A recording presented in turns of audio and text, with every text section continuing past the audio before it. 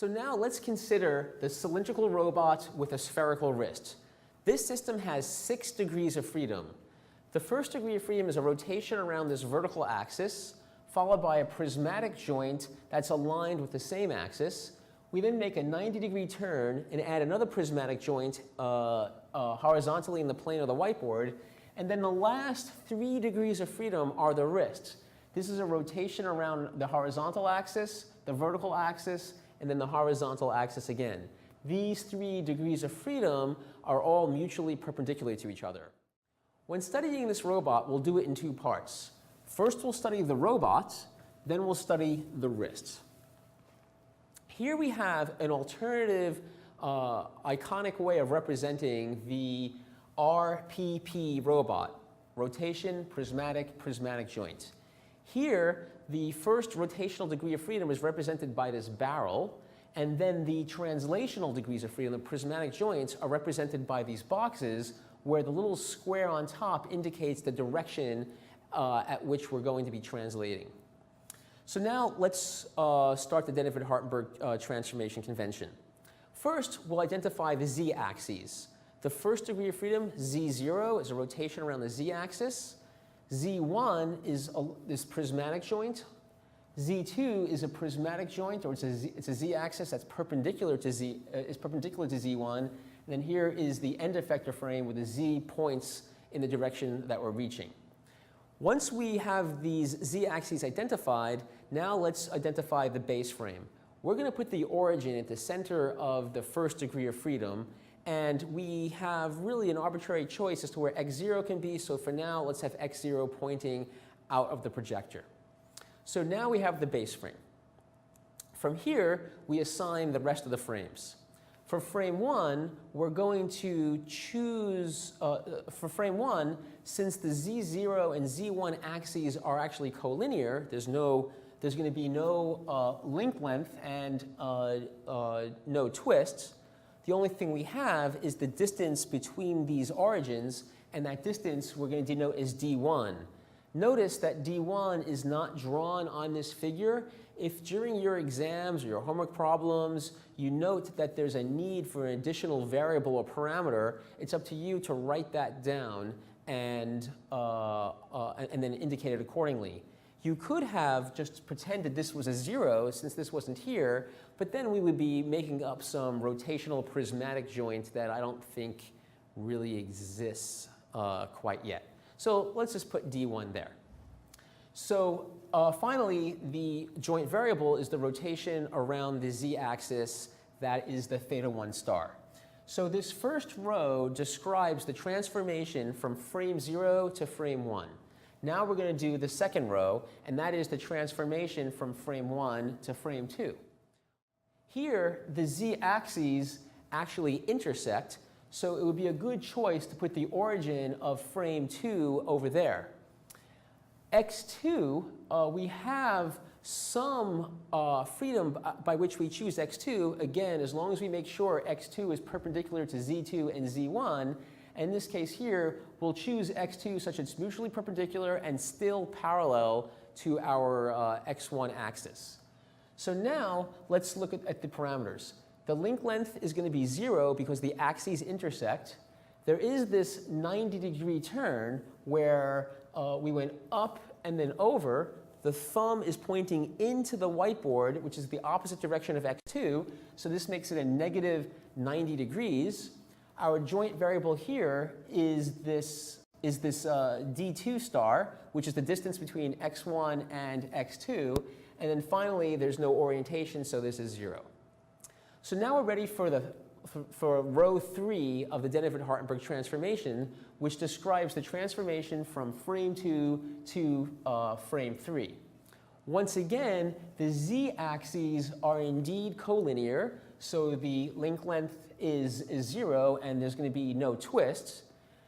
The distance between the x2 and the x3 axes is our joint variable, d3, so it has the star, and again, there's no rotational degree of freedom, so therefore this is 0. So now let's look at what these transformations look like.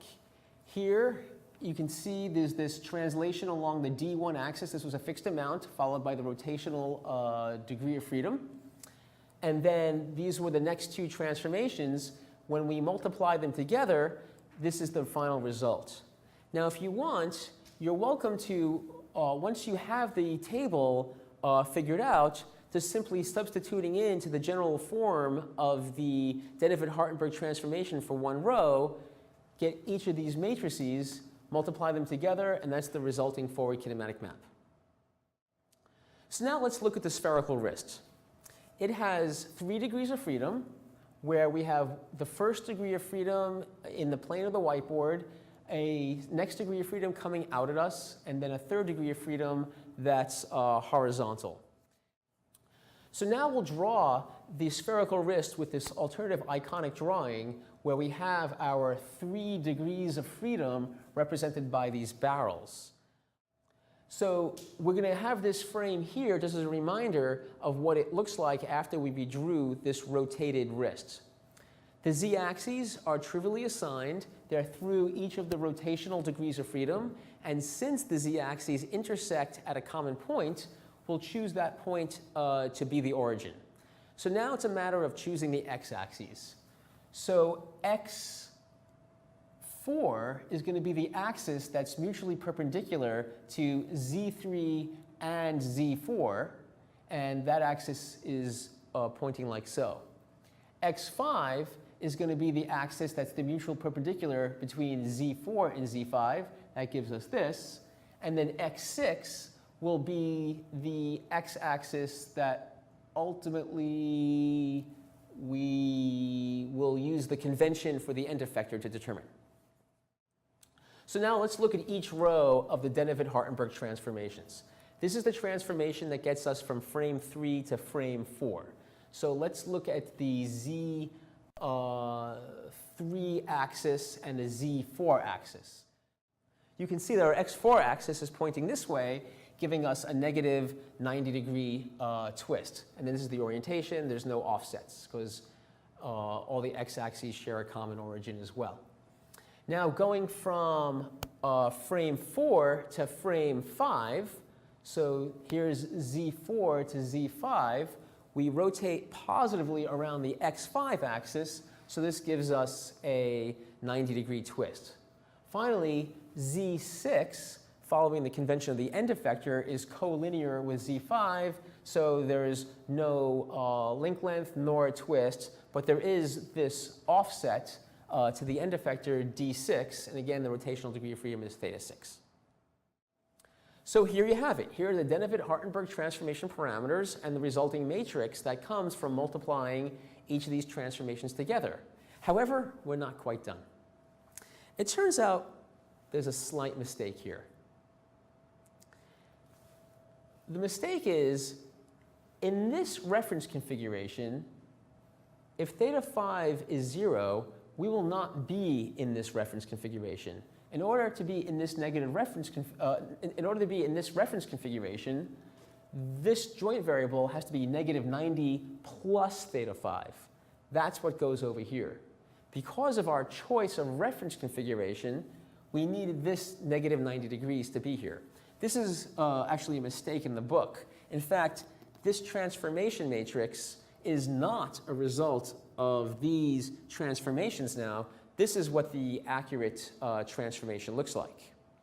If you wanted this table to be correct as we originally intended, we would have to draw the wrist in this configuration where the joint 5 is oriented so the whole system is pointing up in its reference configuration. When we do that, then the Denavit-Hartenberg transformation table that we presented is indeed accurate. And in fact, this is the correct forward kinematic map from the end of the RPP robot to the end effector. In other words, this is the forward kinematic map for the wrists. Interestingly, about this wrist is if you substitute phi, theta, and psi in for theta 4, theta 5, and theta 6, what you get is the Euler parameterizations. Remember, rotation around the z-axis by phi, rotation around the y-axis by theta, and rotation around the z-axis again by psi. those three numbers, correspond to three transformations when multiplied together is the Euler parameterization. So here, this wrist could actually be called an Euler wrist because the degrees of freedom match up that of the Euler parameterization. You'll see next week why this little algebraic observation will be useful.